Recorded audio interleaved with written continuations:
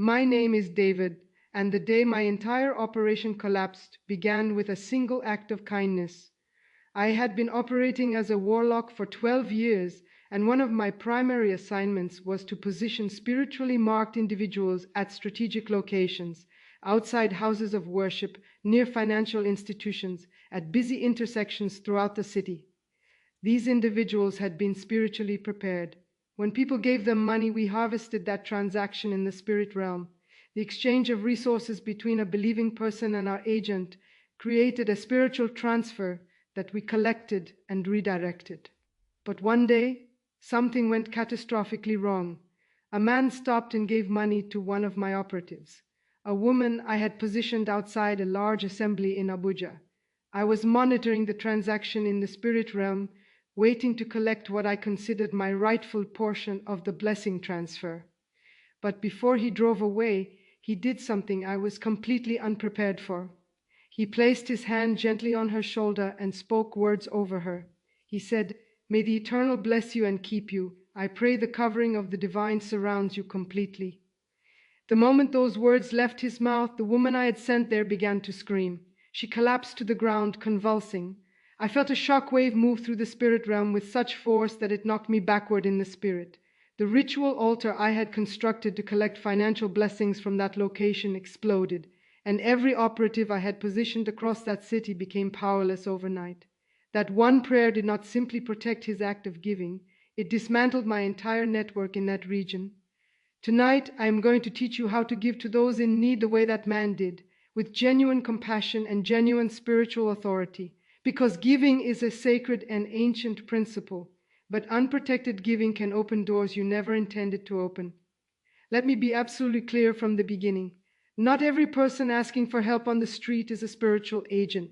Many people in those situations are genuinely suffering, genuinely without resources, and genuinely deserving of your compassion and generosity. The call to care for those in poverty does not change, and it should never be abandoned. But in my 12 years operating inside the occult, I learned that the enemy deliberately uses real poverty as cover for spiritual operations. We positioned our operatives among genuine individuals in need precisely so they would blend in seamlessly. Most believers had no reliable way to distinguish between them. Tonight I'm going to walk you through 5 signs that reveal when a person asking for help is spiritually marked, so that you can give with wisdom without withdrawing the compassion that defines your character. The first sign is consistency of location. If you observe the same individual sitting in the exact same position at the exact same location every single day at the exact same time, pay close attention. Genuinely homeless people move. They rotate between shelters. They search for food in different places. They shift with the weather and the availability of resources. But spiritually marked operatives maintain a single fixed location because that location has been specifically assigned to them. We refer to this internally as spiritual real estate. I once positioned a woman outside a bank in Port Harcourt. She occupied that spot from 8 in the morning until 5 in the evening every single weekday for 6 consecutive months. People who passed her regularly assumed her consistency was born from desperation. The truth was that she had been assigned to that specific location to intercept financial blessings from believers who withdrew resources from that institution. When you give to someone who occupies the same position day after day, pray before you give. Cover the transaction with the authority of the divine before anything leaves your hand. The second sign is refusal of food. If you offer a person in need something to eat and they decline it, insisting they need only money, treat that as a significant warning sign. A person who is genuinely hungry will receive food with gratitude. But spiritually marked operatives are not positioned for physical provision. They are positioned for spiritual transactions. Money carries spiritual energy, particularly when it comes from the hands of a believing person. Food does not serve the same function in the spirit realm. I trained my operatives to decline food politely and redirect the conversation toward cash. If someone consistently refuses physical provision but is persistent about receiving money, show compassion by offering the food anyway and then withdraw. You have demonstrated genuine care without creating a spiritual opening. The third sign is unusual and specific knowledge about you. If a person you have never encountered before begins to tell you precise details about your life, your name, your circumstances, your family situation, your private struggles, without you having shared any of that information, you are observing a familiar spirit operating through that individual. We used familiar spirits to gather detailed intelligence about specific people so that our operatives could create connections that felt intimate and spiritually significant. A businessman in Lagos once gave generously to a street operative who said to him, "I know you have been struggling with your business. I was sent to pray for you." He was so deeply moved by what felt like a divine encounter that he gave with great generosity, but within 2 weeks his business entered its most severe crisis. That operative had not received instruction from the divine. She had received instruction from assigned demonic forces. Specific and unprompted knowledge about your private life coming from a stranger is not prophetic, it is surveillance.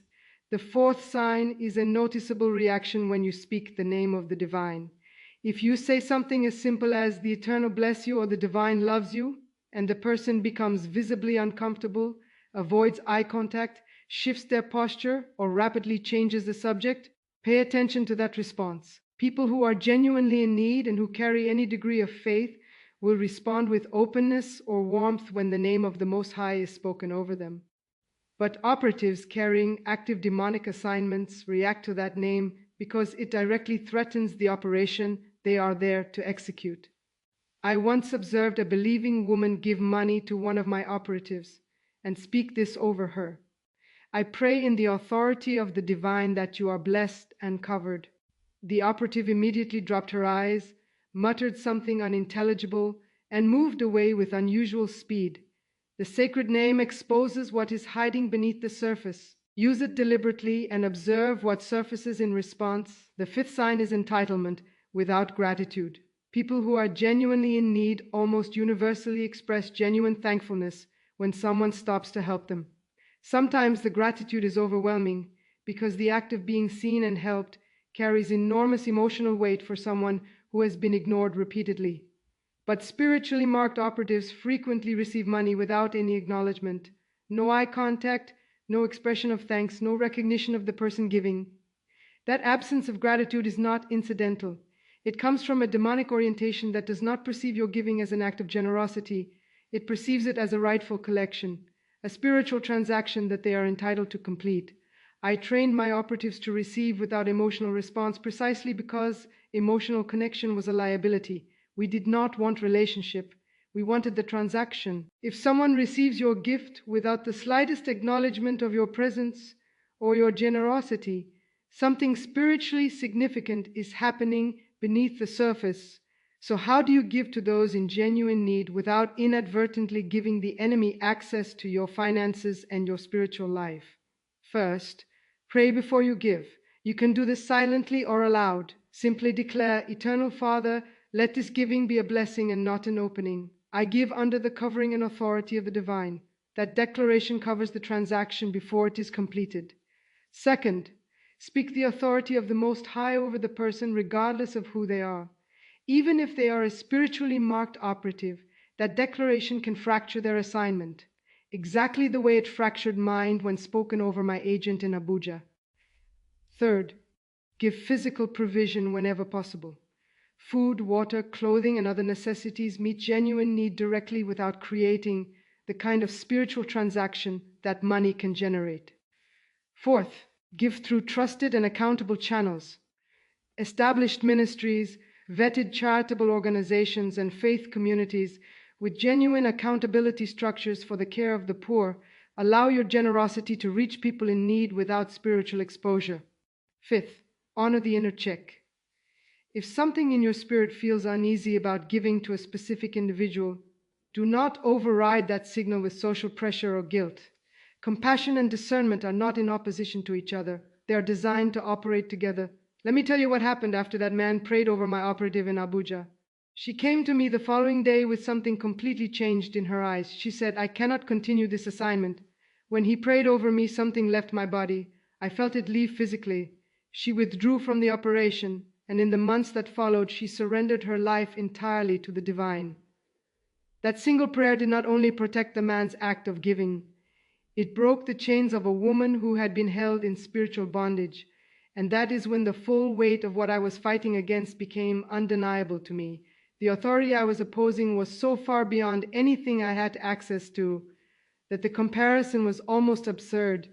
3 months after that event, I walked into a church service, not to disrupt, not to monitor, but because I was broken. My power had evaporated. My rituals were producing nothing. My operatives were walking away one by one, and I had nowhere else to go. At the close of the service, the minister made an invitation for anyone who had been living in darkness and wanted to be free. I did not believe the invitation was for someone like me, but something in the atmosphere of that room began to move toward me. Or perhaps I began to move toward it. I walked to the front. I lowered myself to my knees, and I confessed everything. The minister prayed over me, and I felt the same shockwave I had felt the day that man prayed over my operative outside the church in Abuja, but this time it moved through me rather than against me. Chains released, demonic forces that had been my companions for 12 years departed, and for the first time in over a decade, I was free. Today, I spend my time teaching believers how to give with both generosity and wisdom, how to be compassionate without being spiritually naive, and how to understand that a single prayer spoken with genuine authority can change the trajectory of an entire spiritual operation.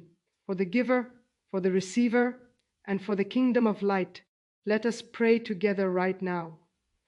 Eternal Father, I thank you for the wisdom you have placed before me today. Forgive me for every time I gave without praying, for every door I opened through unprotected generosity that I did not understand. I close every spiritual doorway opened through those transactions right now. I cover my finances and my family under the full authority and sacred covering of the divine. Teach me to give with both compassion and discernment. Protect everyone in my household from financial attacks that come through spiritual channels, and let every act of generosity I release from this day forward flow directly to those in genuine need, under the full protection of the Most High. In the mighty name of the Eternal. Amen. If you prayed that prayer, you just sealed doors that were standing open and sharpened eyes that were previously unable to see. From this day forward, pray before you give. Speak sacred authority over every transaction. Trust the inner prompting of the sacred spirit, and never abandon your generosity. Simply bring your wisdom alongside it, because compassion and discernment were always meant to walk together. Share this with someone who needs to hear it, and never stop giving. Just never give unprotected again.